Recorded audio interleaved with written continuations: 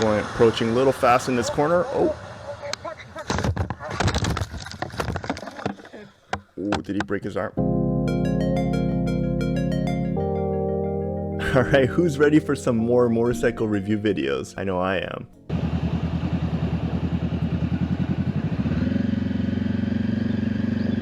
It's a nice little bridge. Okay, sharp turn. Oh! And dropped it. Alright, let's watch it again.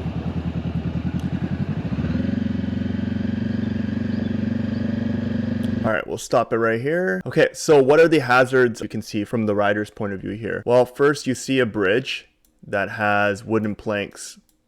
And usually what that means, you got to anticipate some traction change here because you're going from a rough surface to a smoother surface, which is wood. And if it's wet and rainy, then it's a lot more slipperier. So that's one thing to look out for. The other one is this sign right here, which is an arrow pointing this way. There's nothing going forward here, which is a dead end. So really it's a 90-degree left turn. Okay, let's carry forward. So as you can see here, the rider decided to go through the middle rather than off to the side on the right or the left, which was a very good decision because I don't know if you can see it here, but the runners on the right and the left is parallel to the wheels. So when you're going on the wooden planks and your wheels are parallel to what's on the ground, it makes it a lot more slipperier, whereas in the middle, the wooden beams are going perpendicular. So it gives you a little bit more friction. So that was a good choice for the rider to go across the bridge. And he was going at a slow pace, which was also good as well. Now, one thing that you got to watch out for when you're crossing a bridge is the transition strips. So the entry point here and then the exit point. And the reason for that is because that's usually the area that the bike bounces a bit and you lose a bit of traction. And most of the debris builds up at the edges of this, the transition strip here and exit. So that doesn't really help with your traction. Just watch out for that. Now here, when he's about to exit, you'll notice that he actually accelerates just a bit. I'm not exactly sure why. Maybe he felt like he was losing power and maybe he was about to stall the bike or something like that. But let me just back up a bit. From here, just pay attention to the sound of the engine. You kind of heard it going vroom, vroom. Then he pulled the throttle a little bit more. So I think maybe he was afraid that he was going to stall the bike on first gear. But it definitely sped up the bike, which wasn't the best idea at the point where you're supposed to make a very sharp left turn. Now, if you back up, there's a vehicle on the left right here that is approaching. Now, luckily, he stops in time, but that is another distraction that the rider may have been caught off by. But I don't think that was the reason why he dropped his bike. This is the moment just before he decides to grab the front brake, which causes the front wheel to buckle and then forcing the bike to fall down. And that's what usually happens when you suddenly grab onto that front brake really quickly, especially at slow speeds. And that's exactly what happened in this scenario. One other thing that you would notice is that right here is a different patch or different shade of asphalt. So this darker area is slightly newer, which means it's slightly more slipperier than the older asphalt here. But to be honest, I think what made him drop his bike was the application of his front brakes. Let me see if I can catch the right moment. Right there, he opened up his hand, ready to grab onto that brake because he realized that he's going a little too fast to make that big, sharp left turn. And as soon as he grabs onto it, you'll see the front end dip. And then because the momentum is still pushing you, yet the front wheel is locked, bike has nowhere to go but down. And that's exactly what happens to this guy. So looking back, what could you have done a little bit differently? Well, the vehicle on the left is no longer a threat because he does stop for you, which makes me believe that this bridge is a one-way street. So whoever comes to the bridge first, they probably have to yield, and you can tell by this yield sign right there.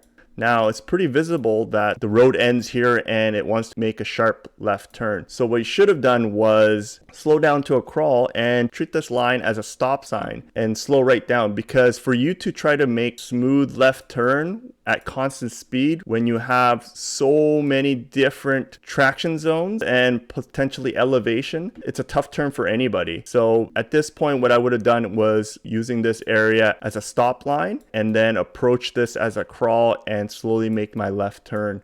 And then at this point, start speeding back up to whatever I was comfortable going at. And then here where he ends up panic braking, this is something that you just need to practice getting really used to your motorcycle and what the brake feels like. Yeah, unfortunate for this rider, but he seemed okay at the end. Okay, so let's look at the second video here. It's going approaching a little fast in this corner. Oh, did he break his arm? No. No, he seems okay.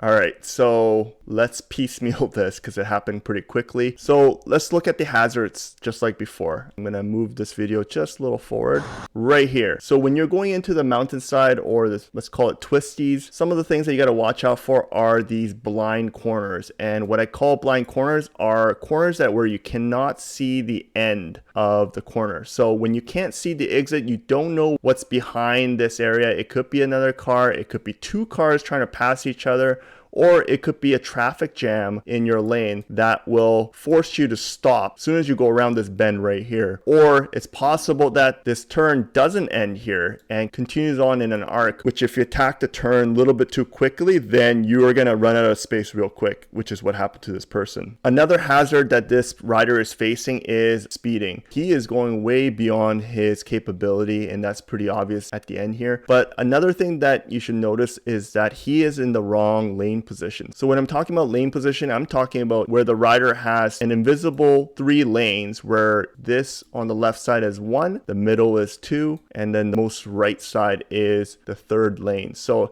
as a rider, you divvy this up in 3 strips, and majority of the time you're going to stay in either 1 or 3. And that really depends on the circumstances or the environment you're riding in. So in this case here, you are turning right. And when you are turning right, what you want to do is before you enter the corner, which the entrance point is around here, you want to be on the outside. So you want to be in lane position 1 because you want to be able to peek around the corner and see how much you can see around that. If you're in lane position 3 like this rider, all your field of vision is at this point, which is pretty useless. All you can see is this rail here, and you cannot see what's behind these tree lines. But that's just for visibility. The other reason why you want to be in lane position 1 here is because when the bike is starting to make its turn and trying to hit the apex, the natural curvature is going from the outside in, hitting the apex, and then going back to the outside. But if you already start from the inside here, let me see if I can make a different color. If you start from the inside like this rider did, what happens is you actually go from the inside and then you go far out. If the turn was wide enough and long enough, then you can eventually make your loop back onto the inner side of the lane. But majority of the time, what you want to do is you want to be able to attack it from outside, in, and then back out. All right, so the first thing you got to look out for when you are in these twisties are signs like this. Signs are your friend, and it will save you. Doesn't mean you have to slow down to a crawl. It just gives you a little bit of forewarning to say, hey, just watch out. It could be a sharp turn, or potentially the road might change from pavement to gravel. And that's going to be a hazard that you'll most likely encounter in your riding career. So let's move forward. So at this point, the scenario that this rider got was probably the best one, which was that the turn was longer than what the rider has anticipated. And I say this is the better scenario than the other because he was going to go wide anyways. And if there was an oncoming traffic to meet him, let's say approaching from here, going this way, you would have collided with him head on, and more likely you would probably end up in the hospital with very serious injuries. Same thing if there are cars in your lane that you did not see because they're backed up for some reason. I don't know. Maybe there was a deer crossing or they were just trying to take pictures. Who cares? There could have been a car just parked there waiting to surprise you. And because you're probably going at like 80 to 100 kilometers per hour, there's not going to be time for you to stop. So you will either hit him in the back and you will high side, or you would panic and you will swerve off the ledge. Again, not the best scenario. So lucky for him, this was a scenario where it had the least amount of damage, which was a very long corner. Now at this point, this is when the rider most likely realized that the turn isn't stopping the way he has anticipated, which indicates to me that he's probably new on this road or just a new rider in general. And he probably thought at this point he would have exited going straight, but because the road all of a sudden turned right, he started panicking. And rather than correcting his turn, as in lean harder to the right, which probably would have saved him, he just let the bike do its thing and then hit the guardrail. So he definitely just panicked. At least he's walking and he's wearing all of his gear, which is good to see. All right, let's see what the next video is. Oh, he's going really fast.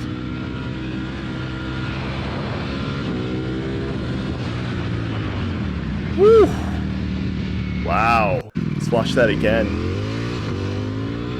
Okay, we'll pause right here. Let's again point out from a rider's perspective, identify what are the potential hazards. Well, it's clear that this rider is in residential area and mixed in with commercial, which means there's gonna be a lot of obstacles on the road, whether it's kids or pedestrians on the side of the road that may just jump out in front of your lane, or you might have vehicles coming out of the commercial areas or just driveways without properly checking the road. Now, the other thing that I'm observing here is obviously speed. This gentleman, I think 62 was probably the lowest speed that he showed us here. Let's check it out.